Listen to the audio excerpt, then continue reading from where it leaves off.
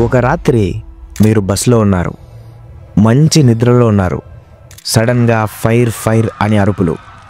మీకు ఊపిరి ఆడటం లేదు, అంతా పొగ.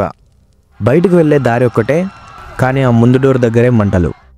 ఇది కల్లూరులో జరిగింది. ఆ రోజు 20 మందికి పైగా వాళ్ళకు అదే ఆఖరి రాత్రి అయింది.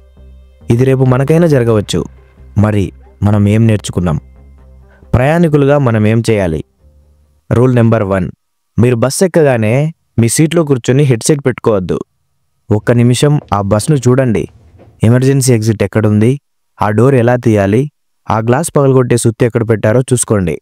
చాలా బస్సుల్లో అవి ఉండవు, లేదా దొంగలిస్తారు. లేకపోతే వెంటనే డ్రైవర్ని అడగండి, ఇది మీ హక్కు.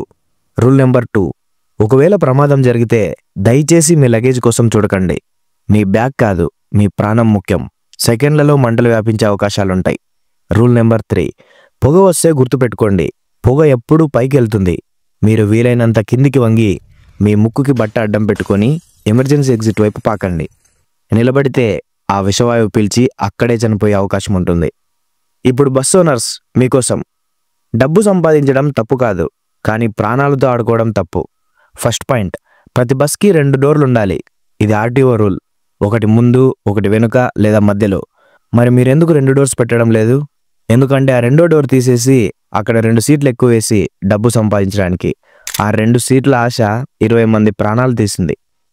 సెకండ్ పాయింట్, మీ బస్సుల్లో ఫైర్ ఎక్స్టెన్సర్లు ఉన్నాయా? అవి వర్కింగ్ కండిషన్లో ఉన్నాయా? ఆ డ్రైవర్కి దాన్ని ఎలా వాడాలో ట్రైనింగ్ ఇచ్చారా? థర్డ్ పాయింట్, పాత బస్సులకు రంగులేసి తిప్పడం కాదు. ప్రతి జర్నీకి ముందు టైర్స్ని, ఇంజన్ని, వైరింగ్ని చెక్ చేయాలి. మీ నిర్లక్ష్యం ఎన్నో కుటుంబాలను రోడ్డున పడేస్తుంది. ఇక మన ప్రభుత్వం, ఆ ప్రమాదం జరిగిన బస్సుకి అప్పటికే 2 ర్యాష్ డ్రైవింగ్ చలాన్లు ఉన్నాయి. అయినా అది రోడ్డు మీద ఎలా తిరుగుతుంది? లక్షల లంచాలు తీసుకొని పాత స్క్రాప్ బస్సులకి ఫిట్నెస్ సర్టిఫికెట్లు ఎలా ఇస్తున్నారు? మీ సంతకం ఎంతో మంది మరణశాసనం రాస్తోంది. ప్రమాదం జరిగాక విచారం వ్యక్తం చేయడం కాదు, ప్రమాదం జరగకుండా ఆపడం మీ బాధ్యత. ట్రాన్స్పోర్ట్ డిపార్ట్మెంట్ ఏం చేస్తుంది? రూల్స్ పాటించిన బస్సులను సీజ్ చేయండి, ఓనర్లను జైల్లో పెట్టండి. ప్రాణాలు పోయాక, ఫ్యామిలీ రోడ్డును పడ్డాక మనం ఎవరిని నిందించాలి? ఆ రోజు చనిపోయిన వాళ్ళ స్థానంలో మనం కూడా ఉండొచ్చు. ఈ వీడియో ఒక వార్నింగ్. ఇది ప్రతి ఒక్కరికి తెలియాలి. మీరు ప్రయాణికులా? అలర్ట్గా ఉండండి. మీరు ఓనర్లా?